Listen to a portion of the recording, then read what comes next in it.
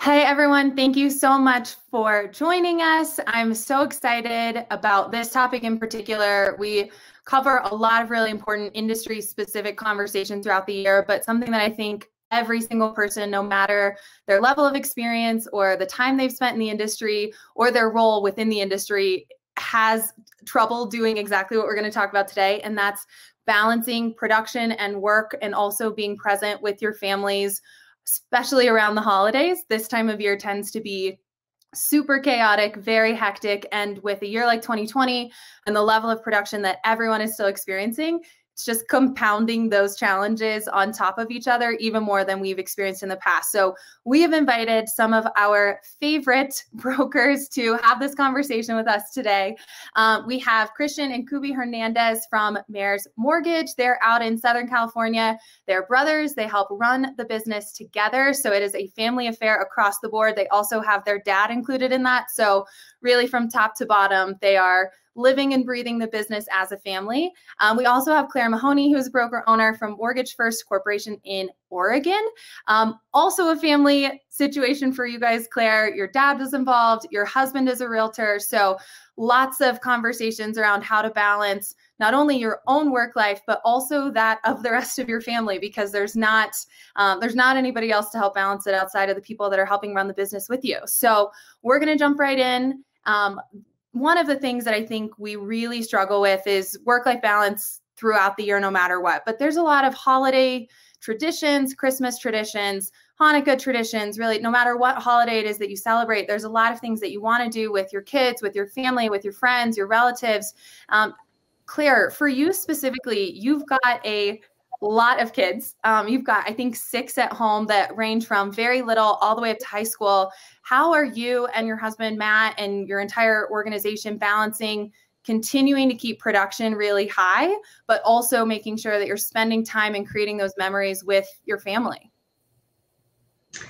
Yeah, our kids are 5 to 17. So yeah, quite the range. And so there's different levels of expectation and different levels of magic that we want sprinkled into Christmas. I think the biggest thing is having a plan in advance. Matt and I always have, after Christmas, we have like a yearly like planning session for the family, and we kind of look at the whole year calendar, and we have like a few things that we want to accomplish in every month, so we can kind of spread it out, even like Christmas shopping or whatever. Like I had ordering Christmas jammies on my October list of things to do. So it's not all piled into the end of the year and it's way too overwhelming. And then also just like giving yourself grace and not dying on every hill in terms of needing to do everything Pinterest worthy. I am not a Pinterest mom. I cannot do that. I can be good at a lot of things, but I can't be good at it all. So having, kind of remembering the decorations don't have to be perfect, but the act of decorating with your kids with Christmas music on is what they remember. So, those kind of things are, if you kind of step back and don't think about, is this Instagram perfect or is this fun in my kids' eyes? Like that's when you've accomplished the goal. So Absolutely. kind of having lower expectations.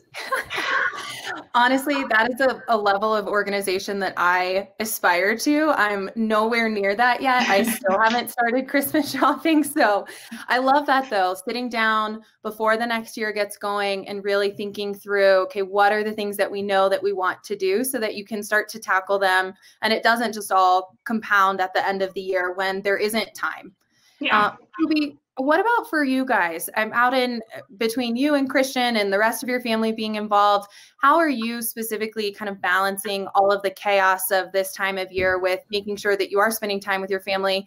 And then also, of course, I didn't even mention we're still in the middle of a pandemic where access to things is not nearly as easy as it was. You guys are in Southern California where things are super strict. How are you dealing with the holiday season this year? I guess like the mindset has to be there. I rather than, because we're sort of in a bubble, I always tell people that it's a little different, and I think we're all in different markets. So kind of like me applying my situation to Peter in his city, or in the Pacific Northwest, or even my friends in Florida or the South, we're all in different markets, right? So I kind of took like a couple ideas that I thought maybe mindset things that I would think might help people so that they can kind of like apply the concepts to different markets. So I think going back to the basics that, we have grown to a team of almost 17 people at our company. So when we hire someone, we set expectations that we want to know what their lifestyle's like, and we want to know what their goals are personally. And so like, kind of like when I hear Claire say, like, she plans the whole year in advance, when you hire someone, like, you're kind of planning their next professional year in advance. Mm-hmm. So I think like you have to set an expectation for yourself of like what you want. And so like whether we just had a meeting with a new person a few days ago and we asked her like, what are your goals? And specifically one was, I want to make X amount of money and I want to be there for my daughter at 2:30 every day when she comes home from school. So our dad started the company with 4 or 5 people, and he was just that size for 20 years, and he loves his team, and he did that for them.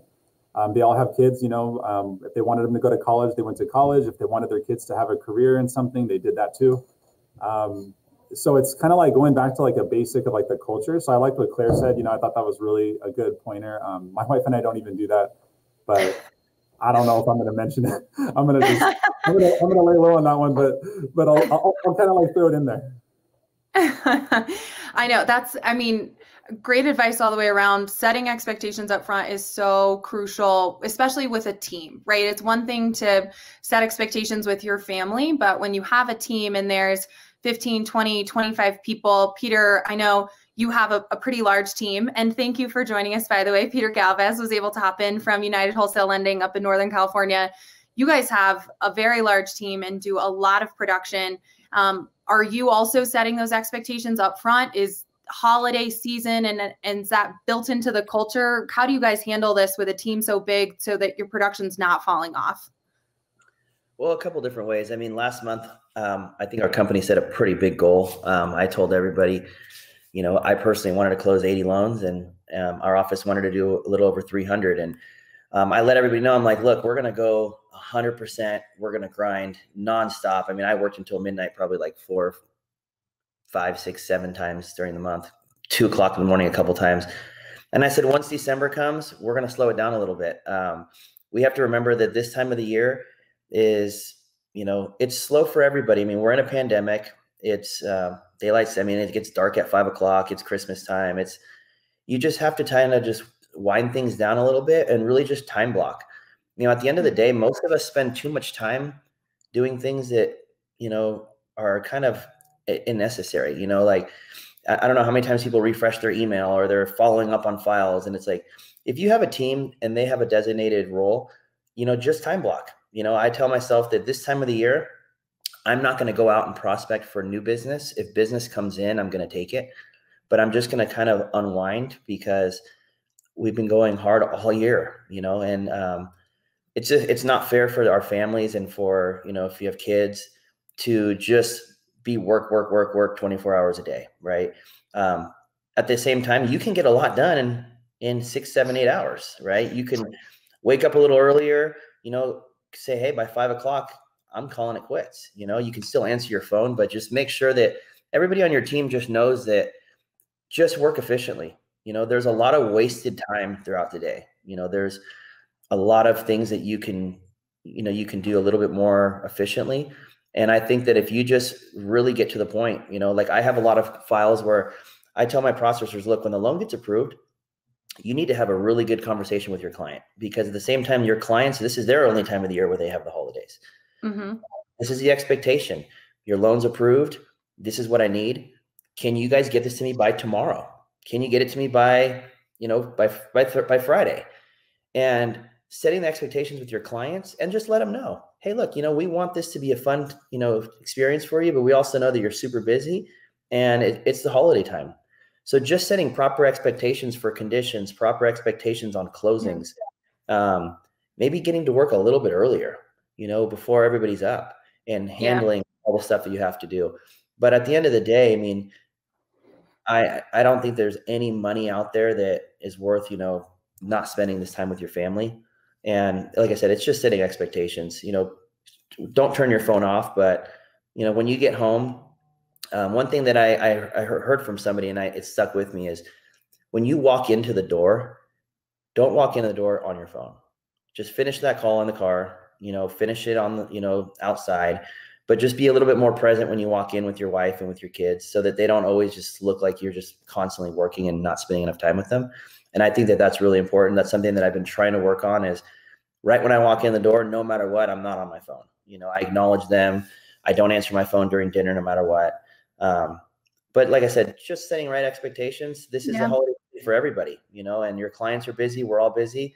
If you can time block and you can still, kind of wind it down mentally a little bit, I think it's super important. If not, you're just going to get burnt out.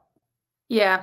And that's so true. I've recently adopted that whole get up earlier. I think people are finally starting to rub off on me. That 4:30 alarm is finally settling in, starting to get used to it.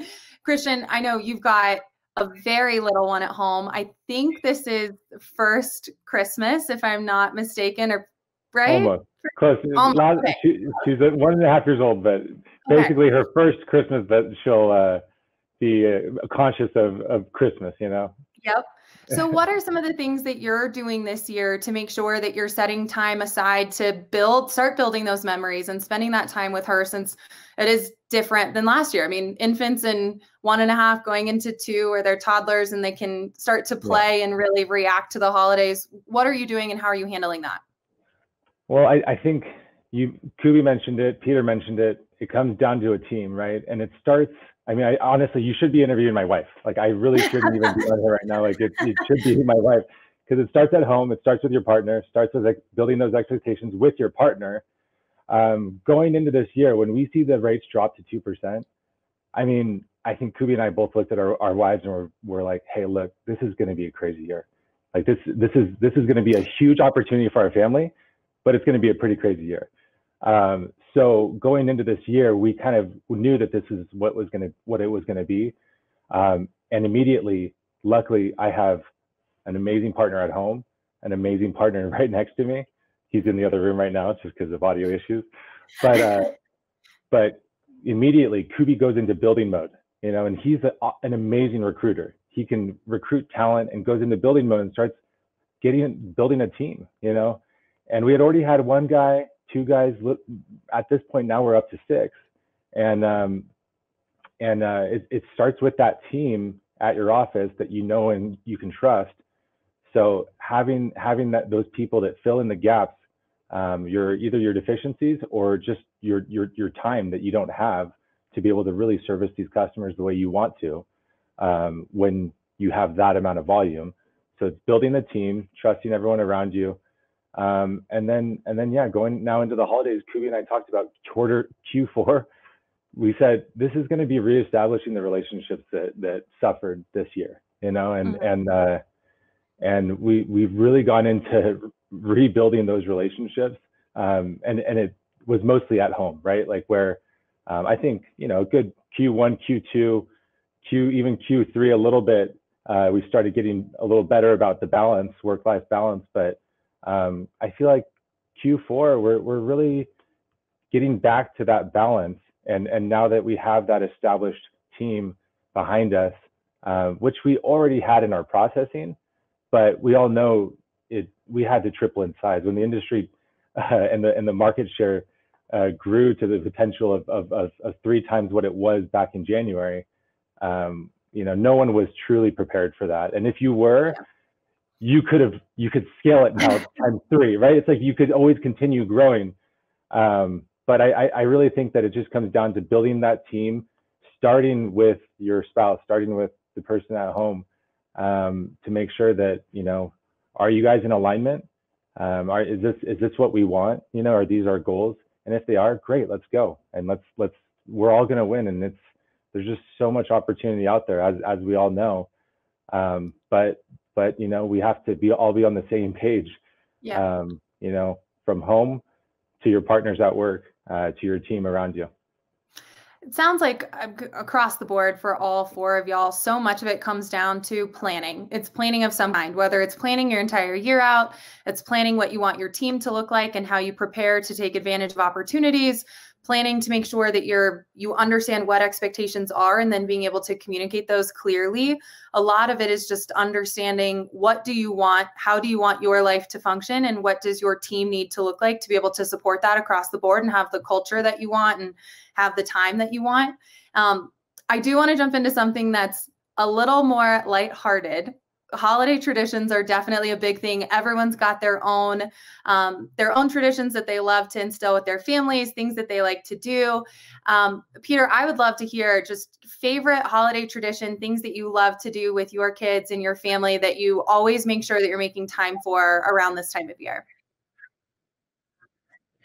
Well, so I have a 2-year-old who's about to turn 3. I have another baby on the way. This is the first year that we ever did Elf on a Shelf, right? I always heard about it. If you don't have kids, to me, I didn't really understand it, but read her the book, how the elf comes and watches you and reports to Santa every night. And the next morning comes back, and if you're good, she's here, or he's here, and he's watching you, and you can't touch him because his magic will go away. And it's super cool because every single night before I go to bed, my wife or I will hide the elf somewhere doing something crazy or random. And the look on her face every single morning, like, Daddy, we got to go see if he's here, and it was just super cool. Cause I have a young family, when you have young kids, it's hard sometimes to remember what you were doing as a kid. We never had that, but I think that was super, super cool. Decorating the tree and the ornaments with the kids with the Christmas music on. I think also this year, because if we're in a shelter in place really hard here in California, it's made it a little bit easier to spend a little bit more time. We had a couple lockdowns where we couldn't go to the office. We had a couple times where, people tested positive and we had to quarantine at home. And so this year it's been a little bit different. I've been able to actually feel like I'm spending a little bit more time than I normally would. Mm-hmm. But as far as, holiday traditions go, that's kind of the new one for us, Yeah. I come from a Spanish family where we celebrate Christmas Eve and we open presents at midnight. Well, my wife real quick was like, not this year. She's like, she knows Santa's coming down and we're not opening presents at midnight this time. We're waking up in the morning and, so I think this is going to be the first year that I've kind of felt back that, traditional Christmas with my daughter. And I think that's really important. That's really fun. Kubi and Christian, do you guys have holiday traditions that you do together as, family with your parents, or do you guys each have your own traditions that you're doing independently with your own families? How does that work for y'all? So we do a family Christmas. So we have it's 5 grandkids, and my sister comes, she's 22, Gigi. So this year, because actually people don't realize about Christian and I is that we live like very different lifestyles, down to I do public school, he does private school. I live in a very liberal, progressive community.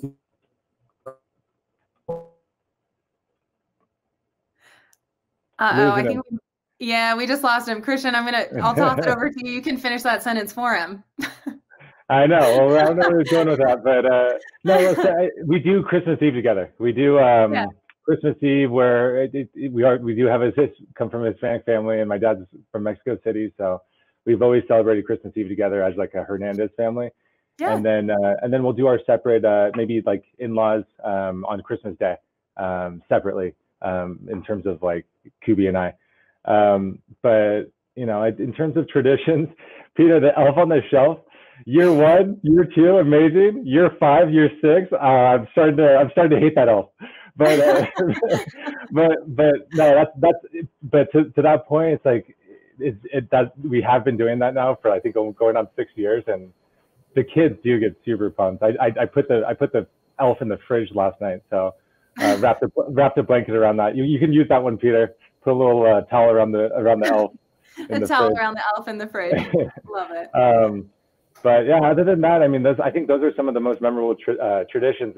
Is Christmas Eve with the Hernandez clan, and then Christmas Day. We've had a pretty amazing Christmases in the past where you know, kids wake up and that, I mean, there's nothing better to see the face on your kids when they wake up and are super pumped to go downstairs and look at all the different presents they get. So, so yeah, we're really looking forward to Christmas Eve and Christmas Day. Claire, I have a little bit of a twist on the question for you. You, of everybody on this call, mom guilt around the holidays is a real thing. So, you know, wanting to make sure that it's perfect, wanting to make sure that the kids get all of the elves on the shelves, all of the Christmas trees and the decorations and the gingerbread houses. And like you said, that Pinterest perfect holiday. So how do you balance that? What are you telling yourself? What do you remind yourself to make sure that you're not going completely crazy, trying to run a business and create a perfect holiday for all six of your kids? Yeah. I mean, again, it's like, if I can at least do a few of these things, my kids are going to appreciate that and remember that and focus on those memories, whether it got fully executed to its beautiful potential or not. My husband's really great about doing Christmas lights on our house. The kids love that. There's a neighborhood near us that, like, they're known for, like, the whole neighborhood participates in lots of Christmas lights. And so that's something that I've done even since I was a little kid. We drive through that, and when I was a kid, we always would get Slurpees from 7-Eleven and then drive through this and listen to Christmas music and drive through this neighborhood. So we still do that with all our kids now. And so that's simple. It doesn't take a lot of time. It doesn't take a lot of planning, and that's super fun. And that's something I remember from when I was little. So, you know, if I can find those kind of traditions to have that don't require a huge production, that is the key. Those are the things that I need to, that I focus on. Maybe I buy store-bought cookies and we focus on frosting them all, because that's the fun part anyway. So like those kind of things, you can kind of do little hacks to get, take a little bit of the burden off the planning piece of it to make it less stressful and like actually enjoy it. Yeah, and you mentioned you have kids that are a little bit older that can help out as well. How do you make it kind of a full family affair where you've got a little bit of support from the kids that are a little bit older, but you're still creating all of that magic for the littler ones? What are some of the ways that you guys do that as a family? Yeah, well, the older kid, we are also elf on the shelf people. The older kids think it's super fun to help hide it for the little kids. So I love that because I can delegate, you know, several nights of the month to not have to remember myself and figure out something that the elf's doing. So that's awesome. And then all our kids, especially the older ones, are super creative and artistic. So they love to kind of head on, okay, well, I'm going to do the cookie decorating. So like, my 14, almost 15-year-old daughter, she like was, you know, coloring all the frosting and laying out the whole spread of the sprinkles. And so if I'm like, okay, cool, you like, I don't have to do that part and you can do that, that's awesome. She thinks it's fun. It's a win for everybody. So delegating the things that they're capable of and that they think is fun is awesome. And yeah, I mean, I don't have to do it all myself. And even if it's a bigger mess for me, it's still worth it in the end to kind of break that up. So yeah, definitely. That's something that I'm trying to teach myself this year. I was telling y'all before we got going, I've never been good with the balance, and I'm really trying harder. I don't have kids of my own, but I do have a brother that's about to graduate from college and become an adult and go off and do all of his things. You know, who really knows the next time that we'll all be able to celebrate the holidays together and get away. So I didn't think that I was going to be able to get to Colorado with them this year. I made it. I finally got out here to be able to hang out with them and spend time. But Claire, goes back to what you said. It's not about it being perfect. It's about creating those memories and having those experiences, because my family's not going to remember in 3 years that I had to take a couple of phone calls. They're going to remember that I was here and that we got to decorate a fake Christmas tree and that we broke half of the ornaments that came up in the truck when my dad was driving here. Like,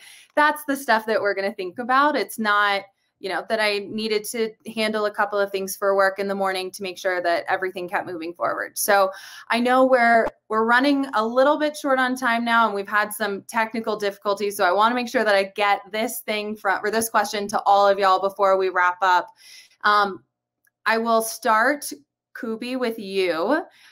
If you could give advice to somebody right now that's sitting in y'all's shoes, that's trying to scale their business, but also balance time at home, that's struggling with how to do that, what would you tell them?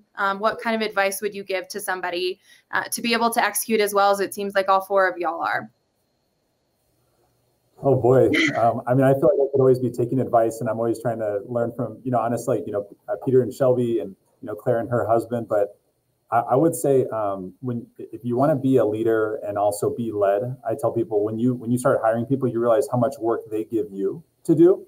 If you really understand how that works and what it's like to really be a team. But I would say find a place to vomit. That's kind of like a joke I always tell people. Like my dad actually says it all the time to us. He's like, hey, like you're vomiting right now. Like it's all good. Like you're kind of being ordinary. Like we use words for it. I have like broker chats that I do privately. We nicknamed one like NDA because literally like you need to sign an NDA with like the stuff that we like joke about. And it's frustrating, like it's a tough business. We take a lot of risk for our clients. I think we forget that we forget that, like things we like do or ignore just because we're like, okay, I just want to do right by the customer.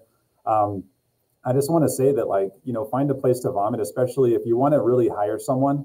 You can't like go off on them. You can't lose your cool with them.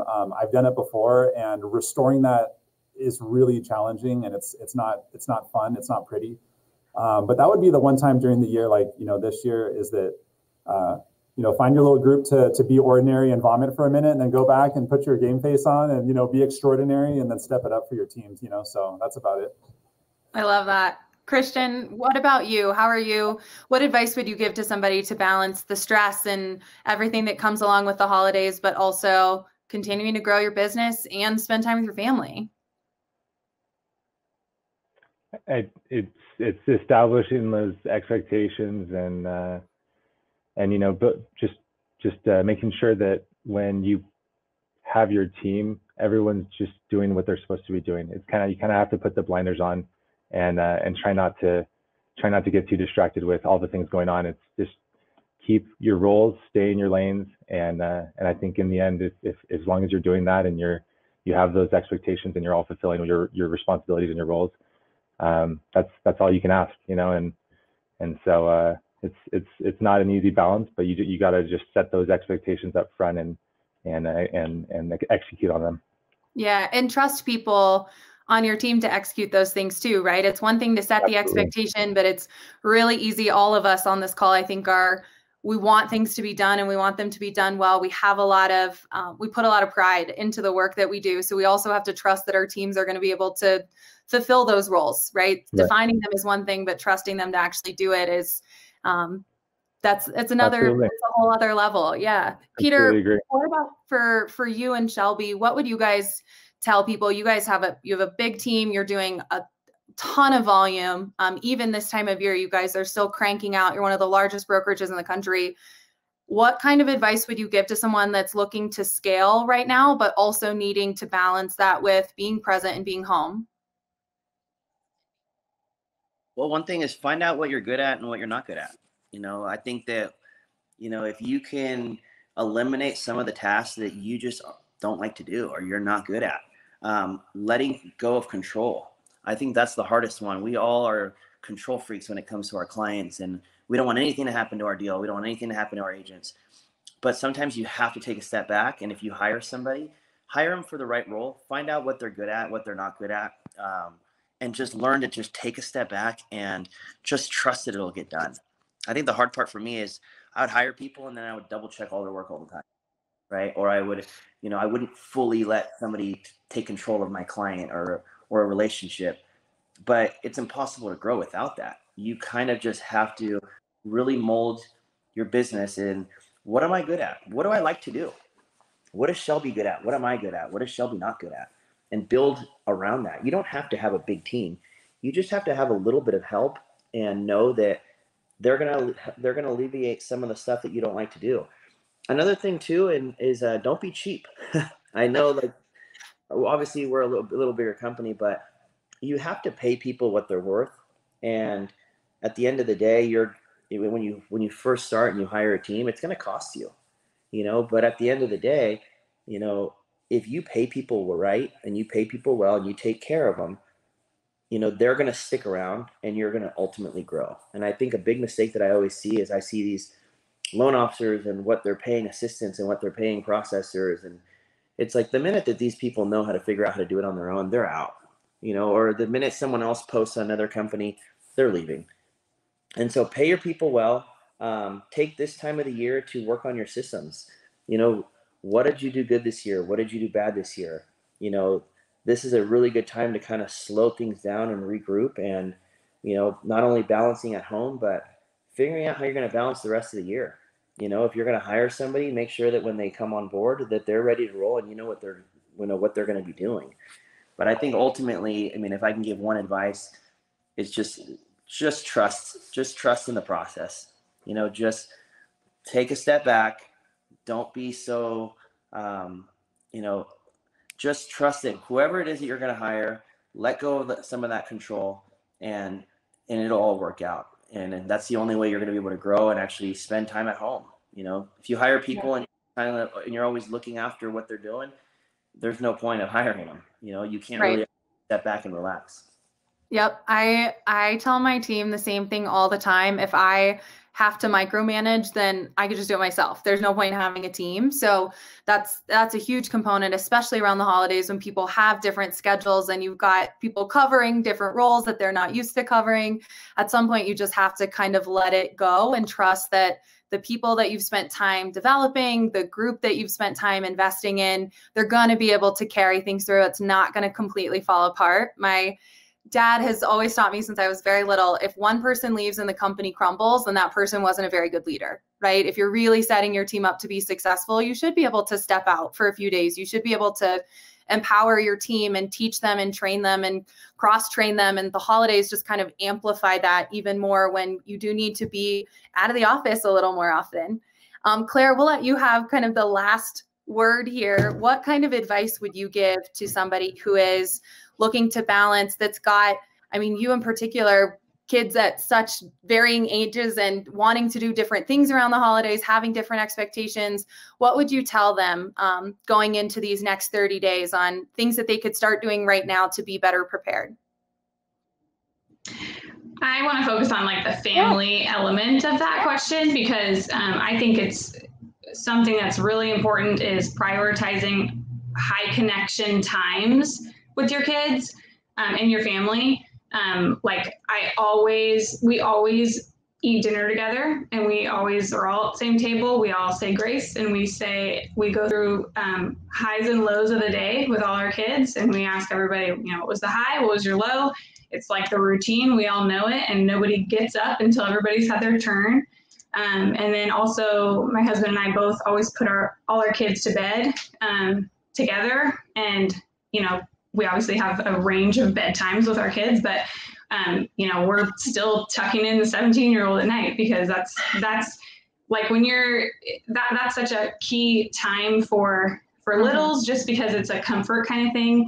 But even for the big kids, that's when they spill their guts. That's when their wheels are turning, and that's when you really get to know them and have them feel seen, and I just see that as a high connection time. I remember that even about my little brother. My mom would say that, I cannot stay up late, and that's when he wants to just tell me all the things, and that's he's been quiet all day, and then blah, blah, blah, it all comes out at night. And that's so true with kids. So I think it's important to keep that in mind throughout your day, and that's when you focus on grinding with the mortgage stuff all day, but you protect those windows of time with your kids, because that's when it counts the most.